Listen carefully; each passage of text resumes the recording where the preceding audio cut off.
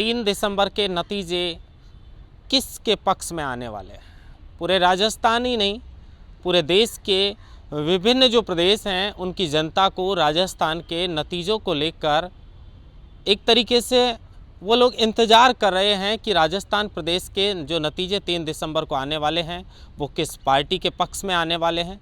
क्योंकि 2024 में लोकसभा का चुनाव है, लिहाजा राजस्थान का चुनाव लोकसभा पर बहुत इफेक्ट डालता है। एक तरीके से राजस्थान में पिछली बार की देखें तो हनुमान बेनीवाल सहित 25 सीटें जो लोकसभा की थी वो बीजेपी की थी, लेकिन विधानसभा चुनाव जो राजस्थान का है उसके नतीजे जो आने वाले हैं वो किस पार्टी के फेवर में होंगे और मुख्यमंत्री कौन बनेगा। बड़ा सवाल है कि राजस्थान का जो इस बार ताज है वो किसके सर पर सजने वाला है। वैसे बात करें तो जैसे ही मतदान संपन्न हुआ उसके बाद दोनों ही पार्टियों ने फीडबैक लेना शुरू कर दिया और जब दोनों पार्टियों से पूछा गया तो बीजेपी का कहना है कि हमें बागियों से बात करने की ज़रूरत ही नहीं है क्योंकि हमारे पास तो स्पष्ट बहुमत आ रहा है।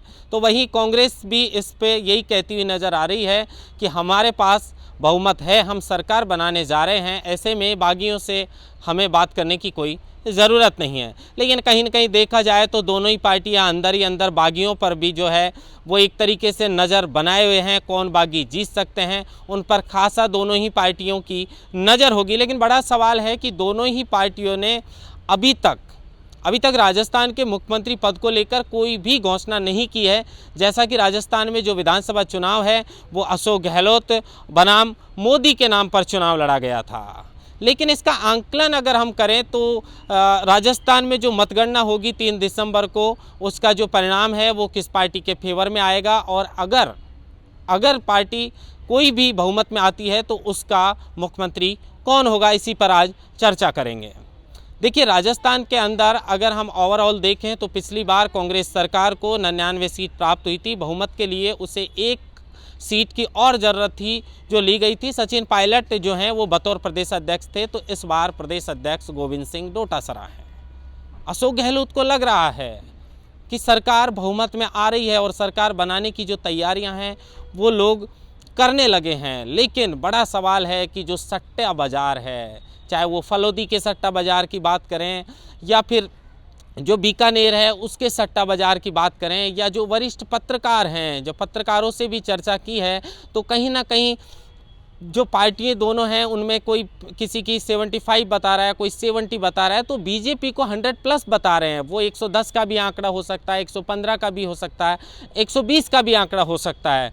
तो सर्वे की माने तो इस बार ये निश्चित है कि राजस्थान के अंदर भारतीय जनता पार्टी सरकार बनाने जा रही है। अब मुख्यमंत्री की बात आती है कि भारतीय जनता पार्टी अगर स्पष्ट बहुमत से सरकार बनाती है या जोड़ तोड़ करके किसी भी तरीके से सरकार बनाती है तो मुख्यमंत्री कौन होगा।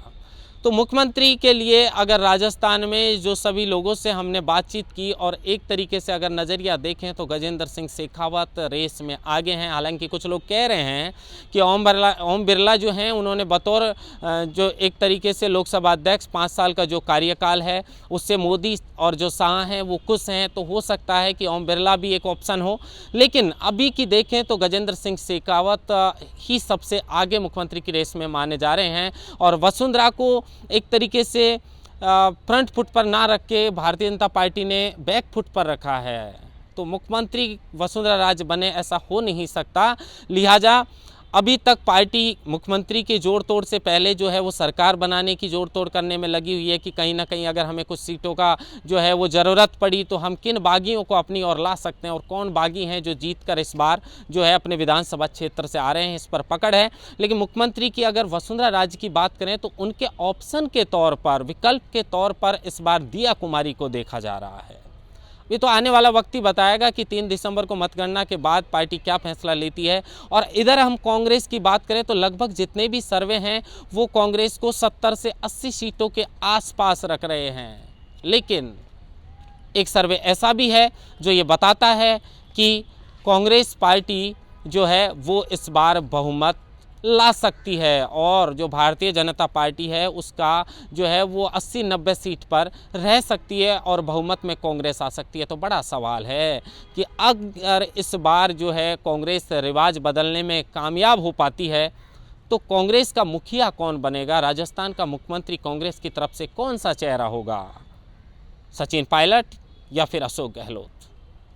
कुछ समर्थक हैं जिनका कहना था कि पार्टी को सचिन पायलट को लेकर भारी नुकसान हुआ है, क्योंकि जो गुर्जर वोटर्स हैं उनमें खासी नाराज़गी थी। सचिन पायलट को पिछले कार्यकाल में मुख्यमंत्री नहीं बनाने दिया, ढाई साल का जो फॉर्मेट तैयार हुआ था वो भी कामयाब नहीं हो पाया। 25 सितंबर वाली घटना हो गई और राजस्थान के अंदर इस बार भी वो संशय बरकरार है। लेकिन जो गुर्जरों से वोट बैंक का नुकसान हुआ है, कुछ लोगों का कहना है कि वो वोट बैंक की पूर्ति इस बार सैनी समाज ने कर दी। सैनी समाज दौड़ रहा था, पूरा एक तरफा वोट है जो कांग्रेस पार्टी को सैनी समाज की ओर से जा रहा था।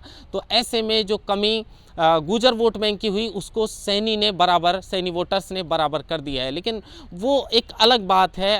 बात यह है कि अगर सत्ता में कांग्रेस आती है तो मुखिया कौन बनेगा।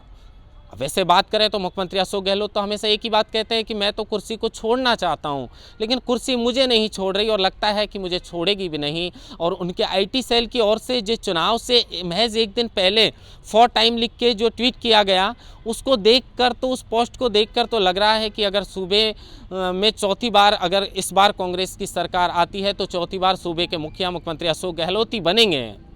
लेकिन आला कमान क्या सचिन पायलट की सुध कर सकता है, बड़ा सवाल है। देखिए पिछली बार क्या हुआ, लेकिन इस बार अगर राजस्थान में रिवाज बदलता है तो रिवाज बदलने के साथ सचिन पायलट की किस्मत चमक सकती है। ये बात हम इसलिए कर रहे हैं क्योंकि पिछली बार सचिन पायलट ने सब्र किया था।